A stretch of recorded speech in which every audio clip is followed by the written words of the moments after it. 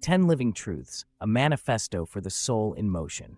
In an age of noise and nihilism, where certainty is sold like a cheap drug and speed eclipses depth, philosophy is no longer a luxury, it is a lifeline.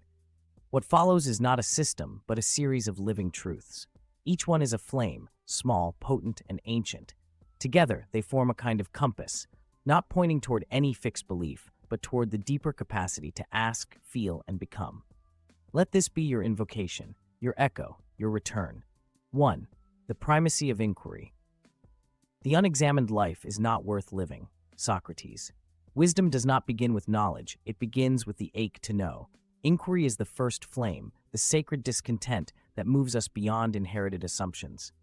Every revolution of thought, every spiritual awakening, every scientific breakthrough begins not with an answer, but with a question brave enough to disturb the surface of what we think we know.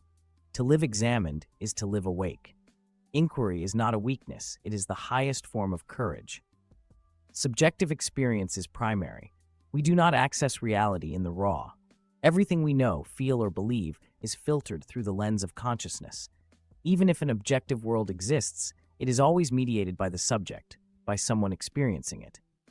This isn't solipsism, it's a call to humility. Our inner world shapes the outer one. Thus, tending to our consciousness, our attention, perception, awareness, becomes an ethical act. The quality of our seeing shapes what we see. Reality is structured by patterns. Beneath the randomness, there are rhythms. The spiral of galaxies echoes the spiral of shells. Mathematics, myth, and music all reveal recurring forms that suggest reality is not only knowable, it is intelligible. Logic, causality, and nature itself are fluent in pattern. This isn't to say life is always predictable, far from it, but even chaos speaks a secret language. And the mind, in its deeper mode, is wired to listen. All knowledge is partial. Certainty is seductive, but truth is rarely absolute. Whether in science, spirituality, or ethics, what we know is always provisional, subject to revision, evolution, and reframing. This is not a failure, it's the nature of growth. To embrace the partial is to make room for mystery. Socratic ignorance and postmodern skepticism, far from being cynical, are acts of reverence, acknowledging the limits of our knowing so we can keep knowing more. Change is the only constant. No man ever steps in the same river twice. Heraclitus. Identity, values, belief systems, all are rivers, not statues. Life is motion.